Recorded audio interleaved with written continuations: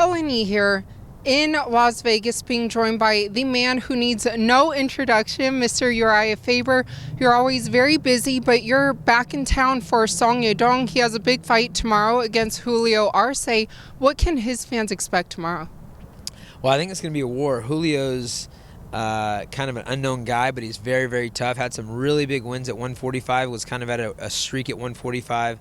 Lifetime martial artist, well-rounded guy. So I'm expecting a war. You know, it's going to come down to who's first, who's better on their game, and who can control kind of the fight plan, I think. And Song is one of the best guys in the world. I think he's proven that throughout the years, but I think we're looking at a fight of the night contender. You stay busy, and there's always so much going on in this division, and particular for you and Team Alpha Male. I know in a couple weeks, Raulian Paiva, he has that fight against OMalley. What do you make of that matchup? Yeah, I mean, that's a great matchup. Raulian's another guy that people don't know. He's a quiet guy, doesn't speak much English, from deep in Brazil. He is fighting OMalley, who's world renowned as as a big star right now, and ironically, Raulian's actually the guy that's ranked in this scenario, and I think Sean should probably be ranked.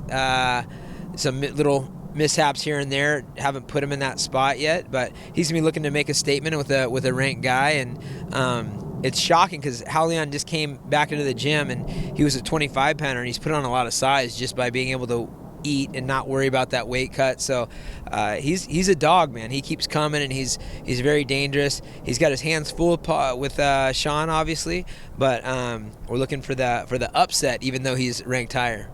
And I think you got a lot of props last time for translating for him too, right? Yeah, I speak. If you need Chinese translation, I can do that too. Oh, yeah. Any language. I speak the international language of fight, so whatever you guys need, I got it. Yes, very multi-talented. But kind of circling back to that bantamweight division, a lot has happened. A few weeks ago, UFC 267, Petr Yan beat Cory Sandhagen. What did you make of that fight, and did the outcome surprise you at all?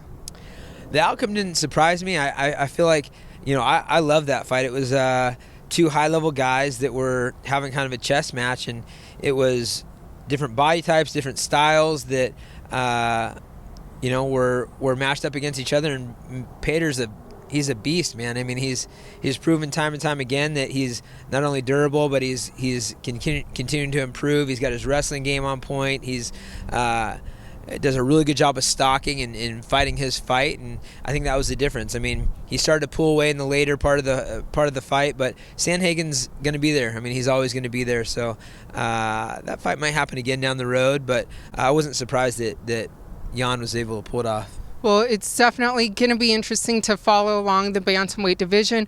But looking at the welterweight division, this past weekend, UFC 268, Kamaru Usman beat Colby in their rematch. What did you think of that? What a great fight, man. I mean, I know both those guys well, and it was funny to see the very end.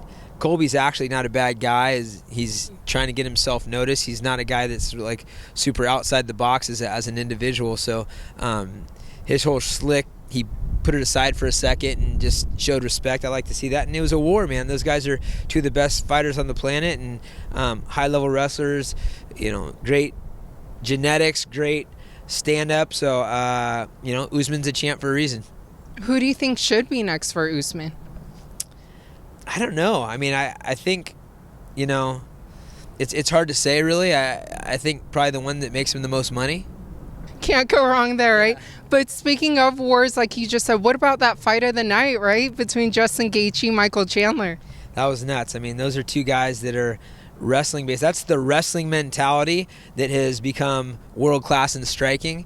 And I like to say the wrestling mentality. You take the wrestling mentality and teach that mentality Brazilian jiu-jitsu, teach that mentality Muay Thai kickboxing, boxing.